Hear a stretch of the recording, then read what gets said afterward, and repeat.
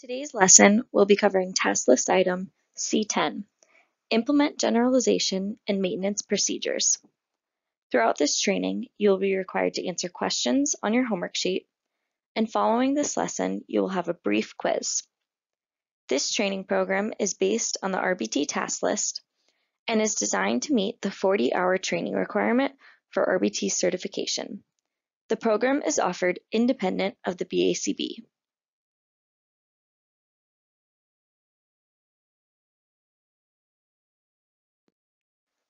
Today's agenda is to first discuss generalization, then to cover maintenance, and to finish with a review.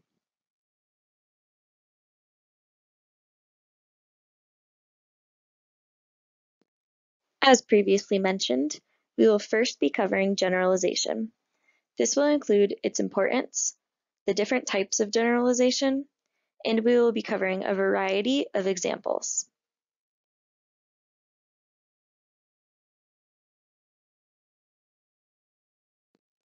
To review, Baer, Wolf, and Risley recommended criteria for judging the adequacy of research and practice in applied behavior analysis, and they outlined the scope of work they envisioned for those who engage in the science. They recommended 7 dimensions for ABA. Applied. This means that research and practice should be focused on socially significant behaviors that improve people's lives. Behavioral. It should be about what people do and not what they say that they can do. Analytic.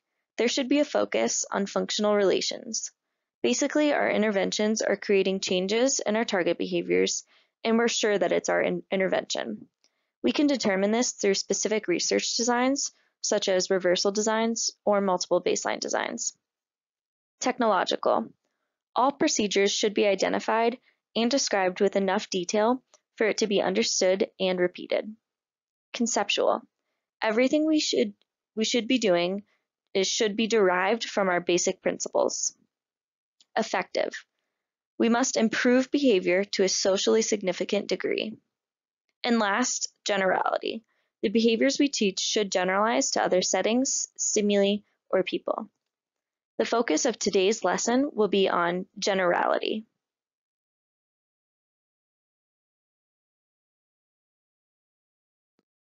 Again, we'll be focusing on the dimension generality. Baer, Wolf, and Risley described generality as a behavior change may be said to have generality if it proves durable over time, if it appears in a wide variety of possible environments, or if it spreads to a wide variety of related behaviors. This is one of the defining features of applied behavior analysis. Any intervention that we plan to implement should have a plan for generality. Otherwise, it would not meet their criteria for adequate practice in our field.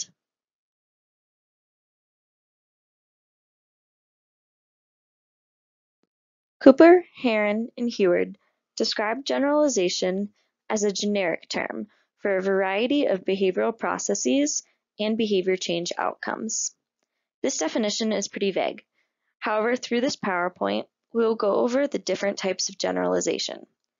As mentioned by Cooper, Heron, and Heward, generalization is an umbrella term that encompasses the different types of generalization, which we are now going to move on to.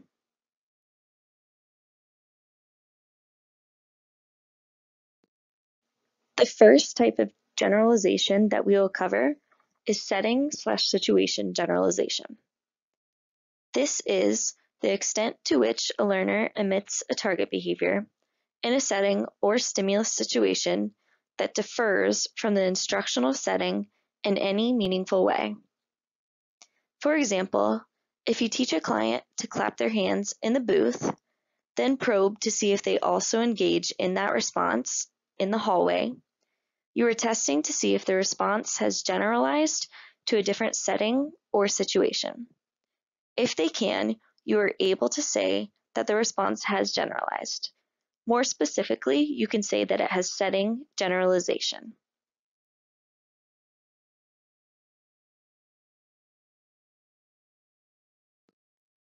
Now let's take a more in-depth look at the difference between an instructional setting and a generalization setting. An instructional setting is where the teaching occurs. If you are working in a clinic, this may be in a booth or a small room. Whereas if you are working in-home, this may be at a dining room table. An instructional setting should include all planned elements of the instruction. Planned elements are stimuli and events the instructor has programmed to achieve initial behavior change and promote generalization. For example, planned elements for teaching toileting would be a task analysis of what to do, the reinforcement procedures, etc. An instructional setting also includes unplanned elements. These are factors the instructor is not aware of or is not considered that might affect the acquisition and generalization of the target behavior. For the same example, the type of toilet paper or the way a toilet flushes could affect the acquisition and generalization of the toileting skill. A generalization setting, on the other hand, is any place or situation that differs from the instructional setting. This is where the performance of the target behavior is desired. For example, if you are working in a clinic, you may teach a client to raise their hand in the booth, but the generalization setting would be during group time when the teacher says, "Who would like a turn?" The benefit of working in-home is that most of the time, the instructional setting and the generalization setting are the same place. This limits the need to plan for generalization. For example, a client may be taught how to eat with a fork. By working on this skill in-home, you are already in the place where performance of this behavior is desired, and you can work on it in the exact situations, such as at dinner time. The generalization setting, however, doesn't need to be somewhere different. For example, the instructional setting could be completing a task in front of a boss, and the generalization setting could be performing the same task in the absence of that boss. The setting is the same, but in this example, the situation is different.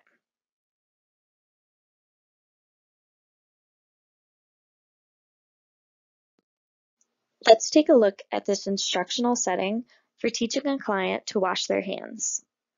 Here we have a sink with two knobs, one for hot and one for cold. These would need to be twisted to turn on, and presumably you would want to teach the client to turn both knobs on so that the water is not too hot and not too cold. There is also a soap pump, as well as a bar of soap and some hand towels. The client will probably be taught to turn both knobs on, get their hands wet, and either get soap from the soap pump or be taught to use the hand soap, which would require picking it up, scrubbing their hands, and putting it down. They would then need to lather their hands and rinse off the soap, and then turn off both knobs, and finally dry their hands with the towel. But the generalization setting back home comprises of this sink, which you'll see here. This would require the student to push a handle up instead of turning knobs. There is also no soap pump here, just a bar of soap. If you do not take into consideration the actual setting where the behavior will occur, then the response is unlikely to generalize and may need additional training in the actual setting. In addition, you should take into consideration all settings that may occur. For example, a school setting might include a sink like this. Again, it is important to keep in mind when programming for generalization. Teaching a client to put their hands under a dryer is a completely different response topography than drying their hands with a towel.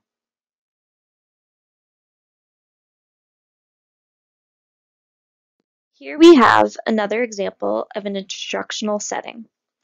The client here is working on completing all steps of a task analysis for completing their laundry. The instructional setting has a built-in prompt, a picture task analysis, that they can use to help them complete the steps. The generalization setting, however, is the exact same location, but now the situation is different. There is no visual task analysis prompt. If the client is able to complete all steps without the help of the picture prompt, then it can be said that they have generalized to a different situation. This is an example when the generalization setting does not need to be somewhere different. It just needs to differ from the instructional setting in some meaningful way.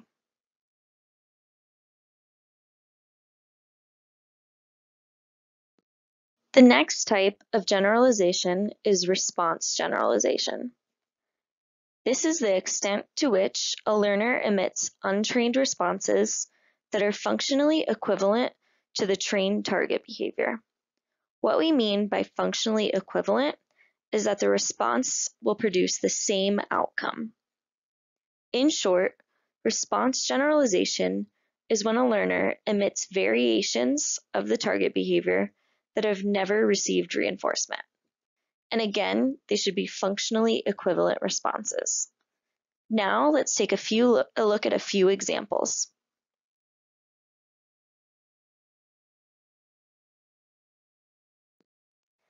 The example here is that you have worked with a client on ringing a doorbell when they go to their neighbor's house, instead of just walking in.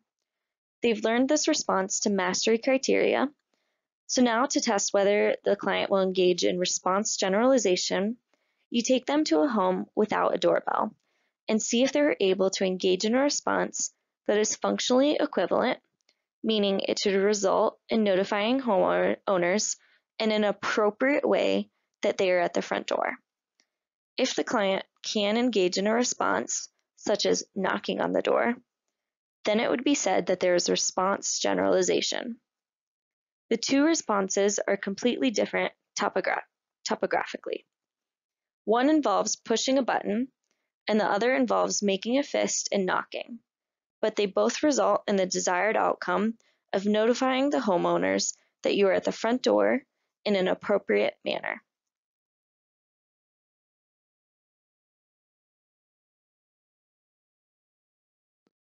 Here we have another example. You are working with a child on initiating greetings with friends. If you train them to say, "How are you?" when a friend approaches, but they vary the response each time, then they are said to have response generalization. For example, a friend may come up to the child and they may say, "What's up?" This varies from what was trained on, "How are you?" but is functionally equivalent in the sense that it results in initiation between the peers. Another variation would be if the child said, "What's going on?" Again, this differs from "How are you?"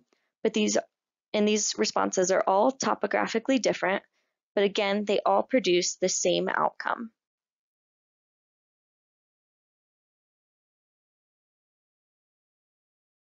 The next type of generalization that we will look at is stimulus generalization. This is the extent to which stimuli, other than the discriminative stimulus, acquire stimulus control over behavior. So, if an antecedent stimulus, such as the SD, has a history of evoking a response that has been reinforced in its presence, such as saying "dog" when you see a picture of a golden retriever, and getting praise, then the same type of behavior, saying "dog," will be evoked by stimuli that share similar physical properties with the controlling antecedent stimulus, such as a picture of a Labrador or a Great Dane. This is stimulus generalization. All pictures of the dog share similar physical properties, such as having 4 legs, being furry, or the animals all bark. So now let's take a look at a few different examples.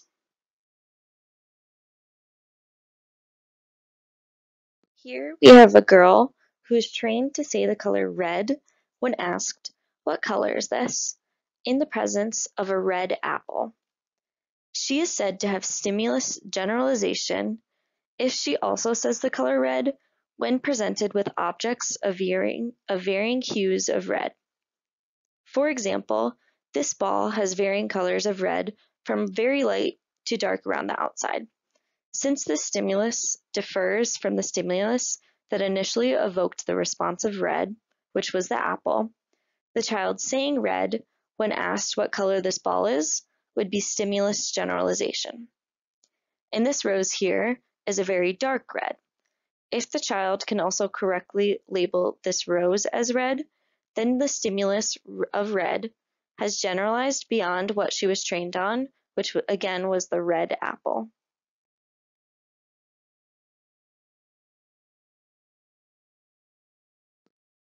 Another example of stimulus generalization that would be very beneficial to teach a client would be pressing a button. If you can train a student to press a button, this response can then be generalized to a variety of other stimuli. For example, pressing an elevator button, or pushing a button on a remote, or pushing a button for help, or pushing a button on a crosswalk to be able to cross the street, or even pushing a doorbell button. In all of these examples, the response is the same.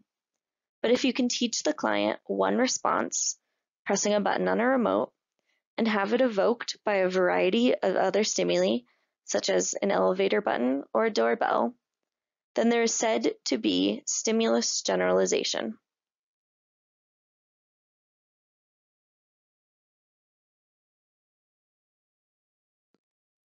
The final type of generalization that we will discuss is generalization across subjects. This is changes in the behavior of people not directly treated by an intervention as a function of the treatment contingencies applied to other people. For example, by providing reinforcement for on-task behavior of one client in a school setting, you may increase the on-task behavior of other nearby students. This would be described as generalization across subjects, because the nearby students who are not directly treated by the intervention of reinforcement for on-task behavior still had behavior changes due to the treatment contingency applied to the client. Now we will watch a video that will review what we've covered with generalization.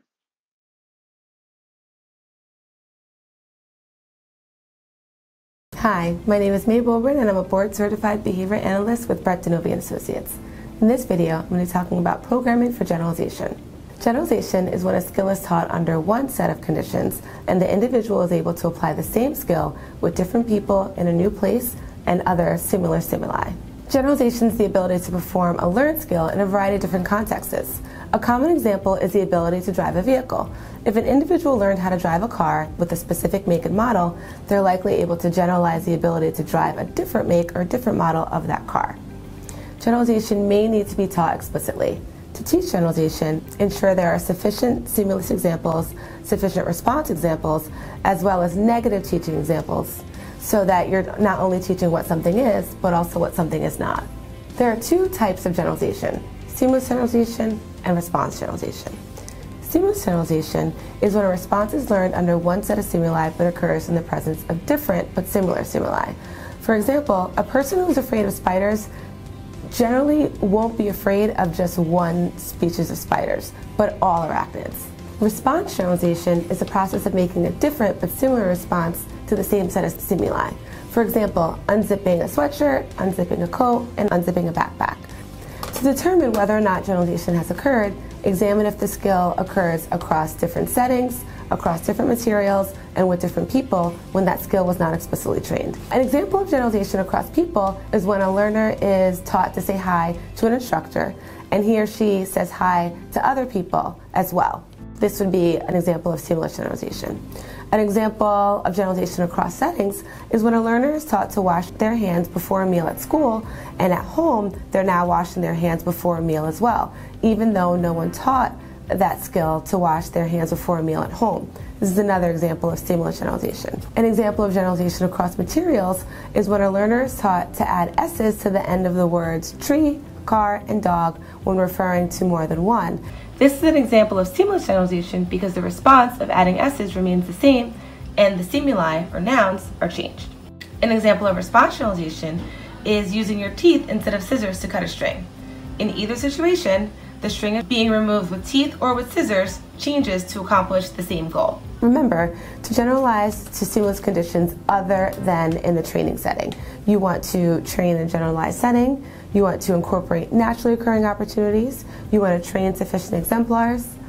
use stimuli in a generalized setting, and also reinforce generalized responses, meaning that whenever you see the behavior occur in a generalized setting, reinforce it so that the probability of it occurring again increases in the future. All these may help to reduce the phenomenon known as stimulus overselectivity. Stimulus overselectivity refers to focusing on only one aspect of an object or environment and not the other relevant aspects. This restricted attending can cause deficits in skill acquisition. Selecting appropriate materials can prevent stimulus overselectivity. Consider teaching new vocabulary as a concept and select materials that teach variable attributes of the concept. These attributes include the number, the size, the context, black and white versus color, drawn versus photographed, part to whole, and perspective. Let's look at some examples of carrots. In this first example, that's the teaching set. So the first attribute that we're going to vary is the number. So whether there's one carrot or there's several carrots, the concept of the carrot is the same. The next attribute that we're going to vary is the size. So whether it's very, very large or very, very small, like in this picture, the concept of carrot is the same. Next is the context. So whether the carrot is shown as part of a meal, carrots in a soup, or carrots just in isolation by themselves, all these are still the concept of carrot. The next attribute is the color. So whether it's shown in a black and white photo or a colored photo, the concept of carrot is still the same. Another attribute is whether it's a line drawing of a carrot or a photograph of a carrot. Both of those attributes can change, but the concept of the carrot is the same. Also, whether it's a whole carrot or just part of one. And lastly, the perspective. So whether you're looking at it where it's cut in half, like in the picture shown, or if you're looking at the whole carrot or just the end where the leaves are. These are all the concept of carrot. Remember, although generalization may occur naturally, there may be explicit instruction necessary in order for generalization of acquired skills to occur. Thanks for watching.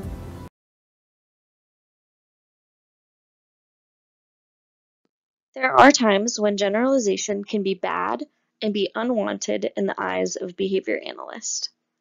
The first example is overgeneralization. This is an outcome when the behavior has come under the control of an overly broad stimulus class. For example, a child may have a pet dog named Spike, and they may overgeneralize and call every dog that they see Spike. Or even every furry animal that looks like their dog may be called Spike. The other time when generalization is unwanted is when it causes faulty stimulus control. This is when the target behavior comes under the restricted control of an irrelevant antecedent stimulus.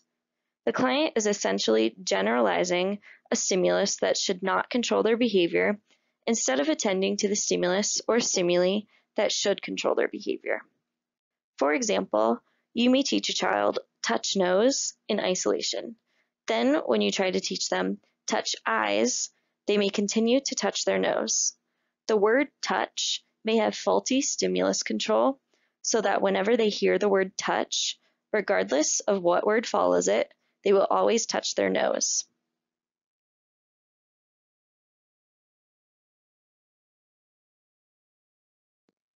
Here we have an example of overgeneralization.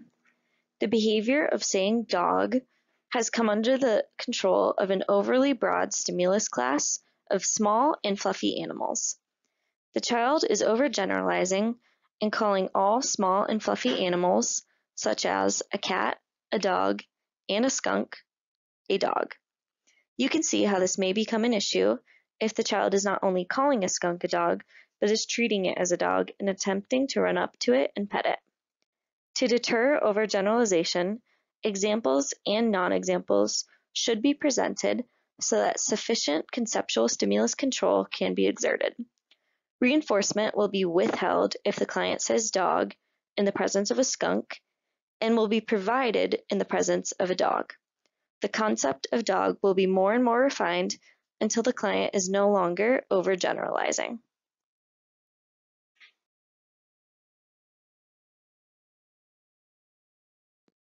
Now we will go over an example of faulty stimulus control. If given a school worksheet similar to this and instructed to match a word on the left side with the correct word on the right side to build a compound word, the teacher may not realize that the students do not need to actually attend to the words at all. There is faulty stimulus control here because the students do not need to attend to or read the words at all to get the correct answer. They must simply match the colors to get the correct answers, which you'll see here. Base is matched with the word ball to form baseball. Both of these boxes are blue. Break is matched with the word fast to form breakfast, and both of these boxes are yellow. Ear is matched with ring to form earring, and both of these boxes are purple. Head is matched with ache to form headache, and both of these boxes are red. And sun is matched with shine to form sunshine, and both of these boxes are orange. If we removed all of the words, as you can see here, the student could still get the answer correct since the correct answers had matching colored boxes. The stimulus controlling the response could just be the colors, and the goal of the worksheet, which is to identify and create compound words, would not be achieved.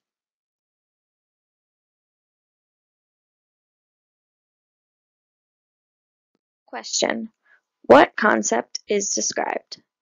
Gina grew up using chopsticks to eat rice, but when out to dinner at a new restaurant, there were no chopsticks. She used a spoon instead without needing any instruction. On your homework sheet, write the question, what concept is described? I'll give you some time to get that question filled in.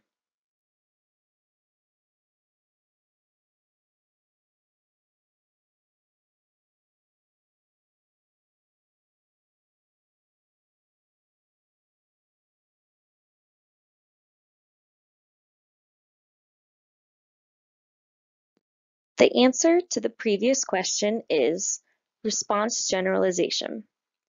Using chopsticks and using a spoon are two different responses that are functionally equivalent. They both result in Gina getting to eat rice. On your homework sheet, fill in the answer, response generalization. I'll give you some time to get that answer filled in.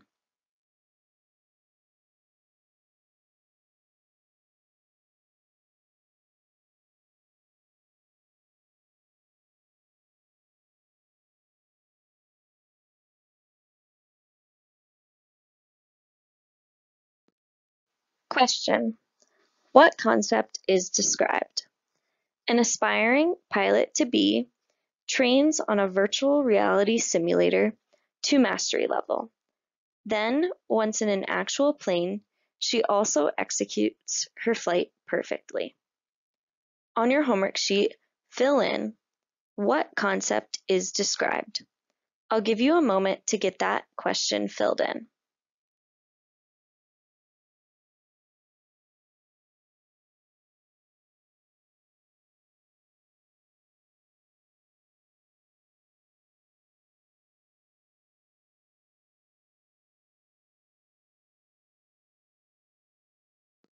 The answer to the previous question is setting/situation generalization.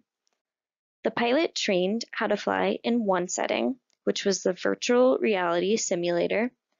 Then that response generalized to a novel setting, which was the actual plane.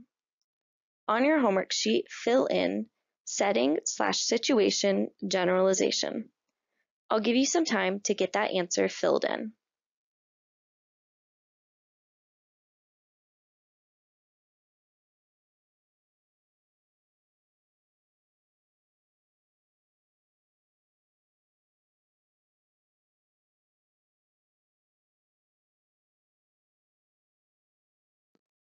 Question: what concept is described? A client is trained to touch a picture of a spoon when presented with a picture of a spoon, fork, and knife. Then, when presented with a real spoon, fork, and knife, the client is still able to pick out the real spoon. On your homework sheet, fill in the question, what concept is described? I'll give you some time to get that question filled in.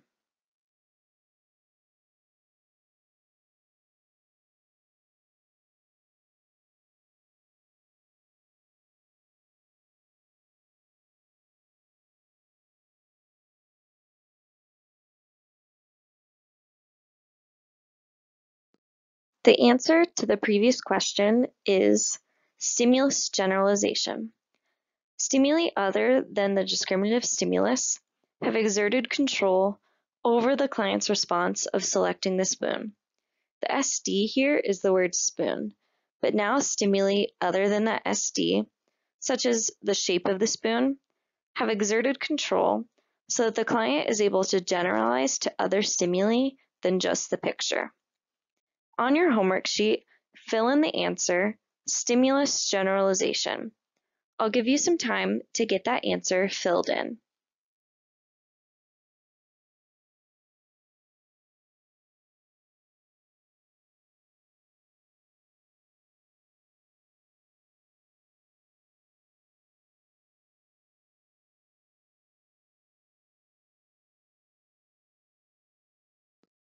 Now we'll move on to the topic of maintenance.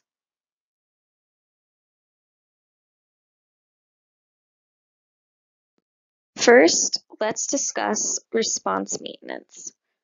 This is the extent to which a learner continues to perform a target behavior after a portion or all of the intervention responsible for the behavior's initial appearance in the learner's repertoire have been terminated. Malott and Shane have a simplified version for performance maintenance, which is the continuing of performance after it was first established. Using either definition, maintenance is looking at the lasting effects of an intervention and whether the response will continue even after the intervention is no longer in effect.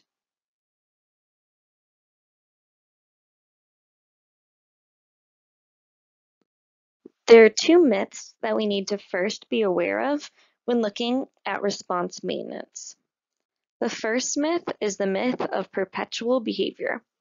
This myth states that if you modify a behavior, the modified behavior maintains itself, and you never have to deliver another behavioral consequence. This is clearly false, but first we'll go over an example to exemplify this.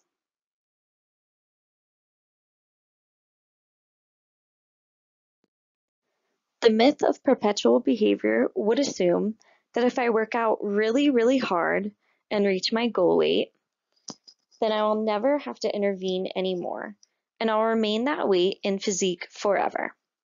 This is not true. Just because I was able to get my weight down doesn't mean that I will stay there forever without any further intervention. I need to maintain that weight through continued intervention.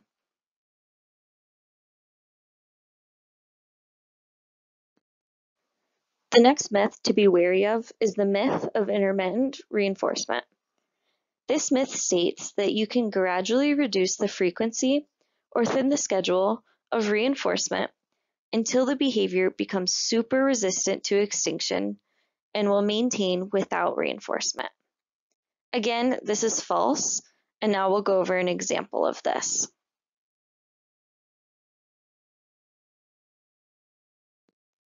Here we have the mad scientist who believes that if you start Rudolph the rat on a fixed ratio 2 schedule in the Skinner box, that you can then get it to an FR10 and then an FR50 and so on, forever thinning the schedule until you thin it to an infinite ratio. Although it is true that you can get Rudolph the rat to push the lever on a very thin schedule of reinforcement, if built up to it correctly, you cannot thin out the schedule forever until the rat becomes super resistant to extinction. There will eventually be a breaking point where the behavior of lever pressing will extinguish. The same goes for our clients. You cannot thin their schedule of reinforcement to an ever-increasing ratio schedule. Their behavior will also extinguish. We need to ensure that we're using intermittent reinforcement schedules effectively and not causing a ratio strain with our clients.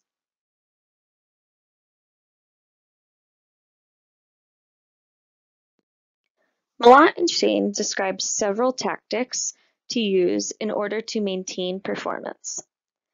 First, by using a behavior trap, you can ensure the behavior will maintain without the continuing of the intervention. They describe a behavior trap as an added reinforcement contingency that is used to increase the rate of behavior so that they can then be reinforced by the naturally occurring reinforcement contingencies. We will go more in depth on behavior traps in a few slides. Next, we'll look at intermittent contingencies. Although we should be wary of the myth of intermittent reinforcement can be used to increase a behavior's resistance to extinction. Once a response is learned, you can then use intermittent reinforcement. Because it is harder to discriminate between intermittent reinforcement and extinction than it is between continuous reinforcement and extinction, a response is more resistant to extinction and will persist longer during extinction if it was previously reinforced on an intermittent schedule as opposed to a continuous reinforcement schedule. In other words, it's easier to discriminate between receiving continuous reinforcement and extinction, and the client is going to generalize more between intermittent reinforcement and extinction. Third, for some of our clients, some responses will not be able to fall into a behavior trap, and we must therefore plan to maintain the contingency. Again, this is going to be discussed more in depth in a few slides. Lastly, depending on the client and behavior that you're working on, the client can use performance contracting as a way of self-management and keep track of and maintain their own behavior. For example, you may work with a client on increasing their healthy habits, such as exercising. An added reinforcement contingency may be used to get the behavior to initially occur. Then, a performance contract can be utilized. This is a written rule statement describing the desired or undesired behavior, the occasion when the behavior should or should not occur, and the added outcome for that behavior.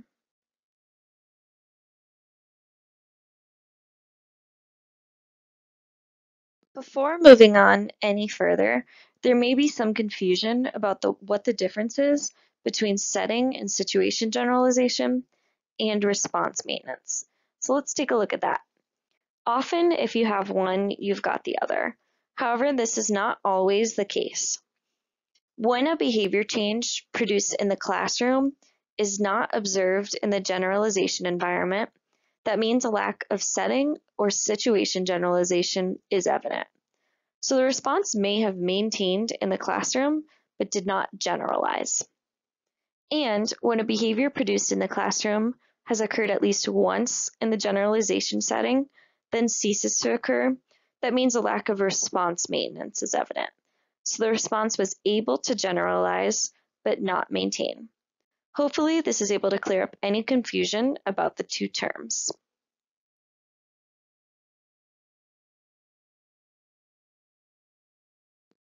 Bear, Wolf, and Risley also stated that generalization should be programmed rather than expected. You should select target behaviors that will meet naturally existing contingencies of reinforcement.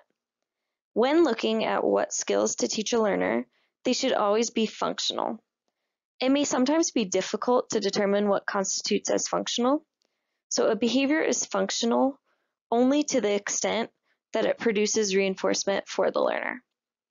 If a reinforcer does not follow a behavior on some occasions, then it will not maintain. In other words, it will extinguish.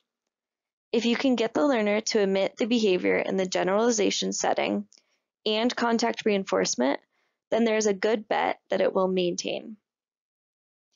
Naturally existing contingencies are any contingency of reinforcement or punishment that operates independent of the behavior analyst or practitioner's efforts. For example, walking fast on ice causes you to slip and fall. Contrived contingencies can also be used. These are any contingency of reinforcement or punishment designed and implemented by a behavior analyst or practitioner to achieve the acquisition, maintenance, and/or generalization of a targeted behavior change. For example, delivering an M&M to a child for matching two identical objects. In many situations, there are no naturally occurring contingencies to maintain behavior. So we must realize that in order for generalization and maintenance to occur, we may need to set up contrived contingencies indefinitely.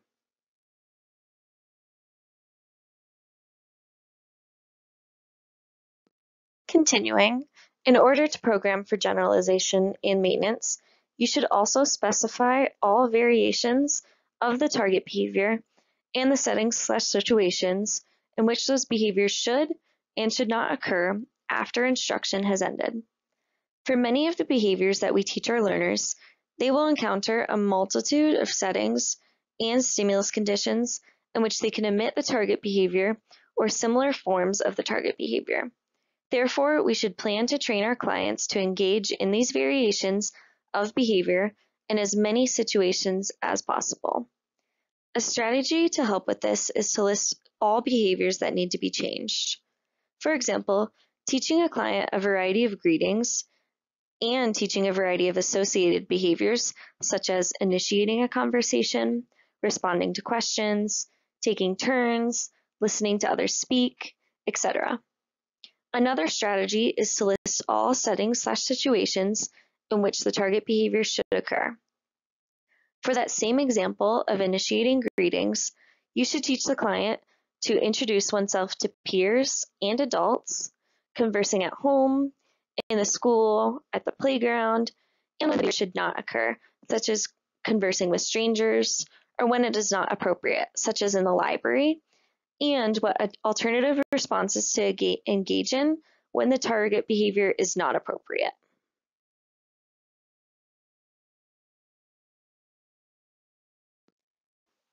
Cooper, Heron, and Heward listed several strategies for promoting generalization. First, teach the full range of relevant stimulus conditions and response requirements. You can teach enough examples, which includes teaching a subset of all the possible stimulus and response examples, and then probing to see whether the student can perform on untrained examples. If they perform well on the untaught examples, then training on this subset can cease, and you can begin training on a different subset. Different stimulus changes that can be made are the specific item that is taught, the stimulus context in which the item is taught, for example, how it's presented, the setting where the instruction occurs, or the person doing the teaching. You should also include examples in which the student should not engage in the response. These are instances where responding would be inappropriate. This will help teach the student to discriminate when the behavior should and should not occur. Second, make the instructional setting similar to the generalization setting. The greater the training setting is to the actual setting where the behavior should occur, the more likely the student is to generalize to the actual setting. If the generalization setting differs greatly from the training setting, then there may not be sufficient stimulus control over in the generalization setting to evoke the response of interest. For example, having different toilets with different ways to flush and toilet paper placed in different locations may not evoke the correct responses that were learned in the training setting, especially without having trained on a variety of exemplars, such as different toilets, different locations, etc. BCBAs can program common stimuli that are likely to occur in the actual setting the behavior should occur in. BCBAs can also program for instructions to be taught loosely if able to. By teaching loosely, you're varying the SDs and not instructing in the same way every time to promote generalization. Third, maximize the target behavior's contact with reinforcement in the generalization setting. We should ensure that students are coming into contact with naturally existing contingencies. Some things that may affect whether they are coming into contact with reinforcement is if their latency to the response is too long, or if the rate of the response is too low, or the duration of the response is too short in order to contact the naturally occurring contingency. Therefore, performance should be targeted to meet the criteria of what is present in the natural environment.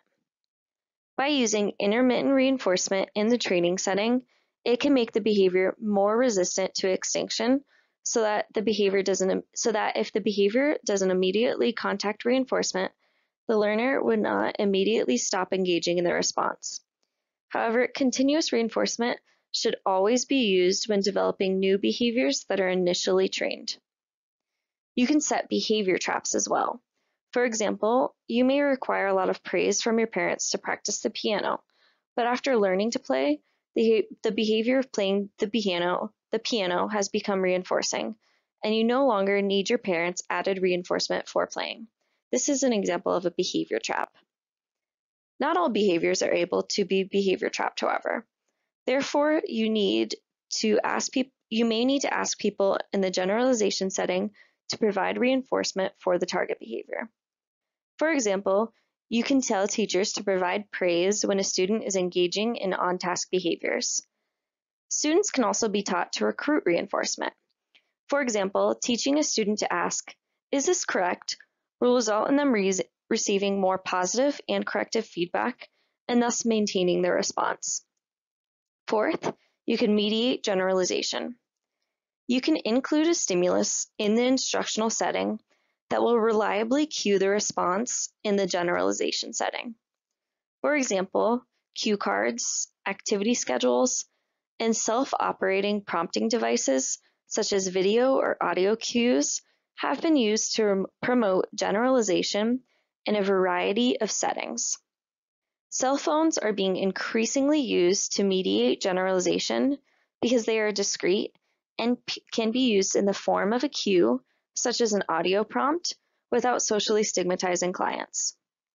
And fifth, train to generalization. Reinforcement can be provided for response variability. Instead of only reinforcing one form of a response, you can provide reinforcement for a variety of responses emitted by the learner. This will expand their repertoire and lead to quicker generalization. And depending on the client you work with, you may also be able to instruct the learner to generalize themselves.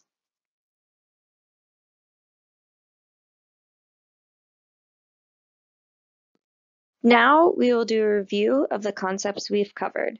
Make sure to have your homework sheet ready.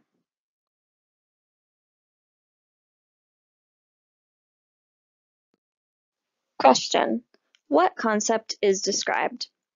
Elizabeth was trained how to work the cash register on her first day at McDonald's. Without having received any further training, she continues to use the register correctly 2 months later. On your homework sheet, fill in the question, what concept is described? I'll give you some time to get that question filled in.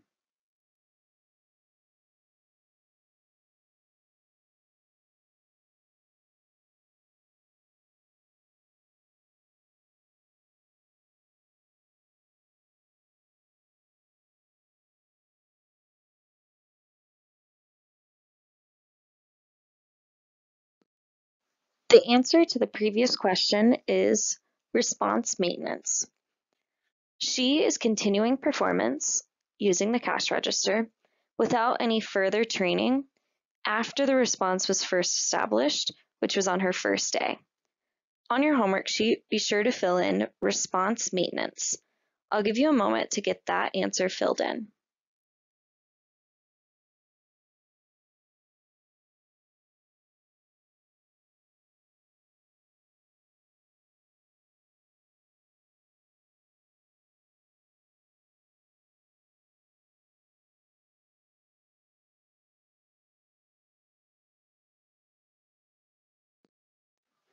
Question: your client was taught how to ask for help with opening doors.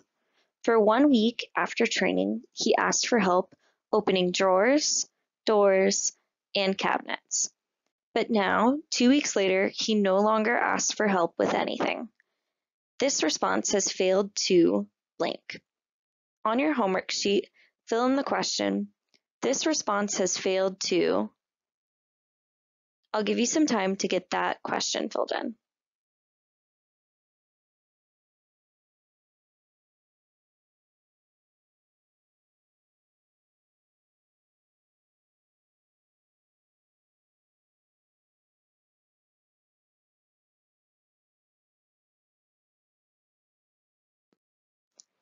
The answer to the previous question is maintain.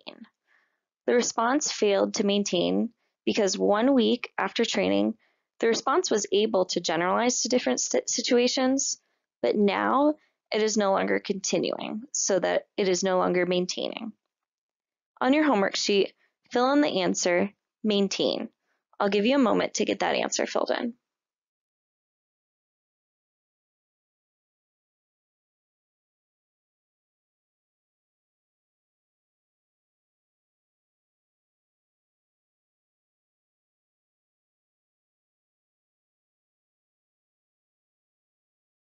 In order to get your client's response of asking for help to maintain, there are a few different strategies that you could use. First, since asking for help should contact natural reinforcement of receiving help, a behavior trap should exist. You should ensure that the client is contacting reinforcement in the actual setting. Maybe the client is not asking for help persistently enough, or they are speaking too quietly when asking for help. So the response never contacted reinforcement and then extinguished. You could also mediate the response. For example, by providing a cue in the environment, such as a sign that says, "Need help," and then fading out that cue, you can increase the likelihood that the client will engage in the response.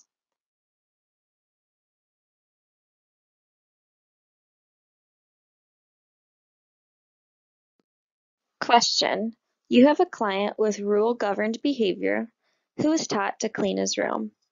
What strategy might you use to maintain this response? So with this client, he does not enjoy cleaning his room, but he does enjoy playing video games nightly. On your homework sheet, fill in the question, what strategy might you use to maintain this response? I'll give you some time to get this question filled in.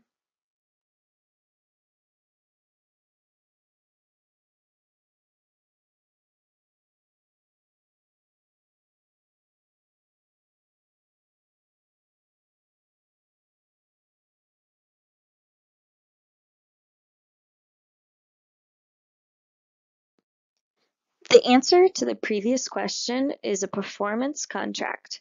Since the client has rule-governed behavior, you can use this. You can write out a written rule statement. The behavior would be that the client must clean their room. The occasion for this response would be nightly, and the outcome would be that the client would be able to play video games. On your homework sheet, fill in the answer, performance contract. I'll give you some time to get that answer filled in.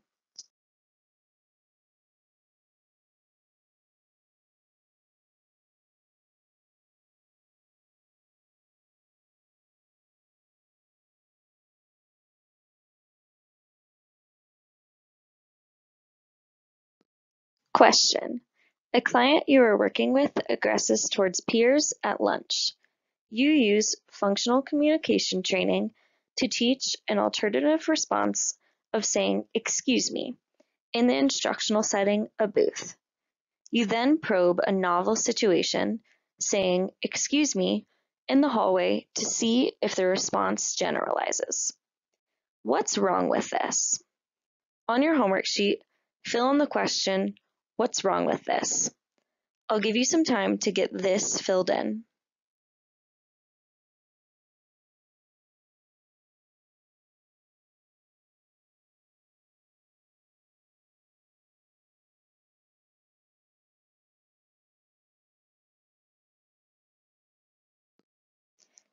The answer to the previous question is the generalization setting should be where the desired behavior should occur. In this example, they tested to see if the client would say, "Excuse me," in the hallway. However, with generalization, you want to test it in the location where the behavior should be occurring, which, as mentioned, was with peers at lunch. On your homework sheet, fill in the answer. The generalization setting should be where the desired behavior should occur. I'll give you some time to get that answer filled in.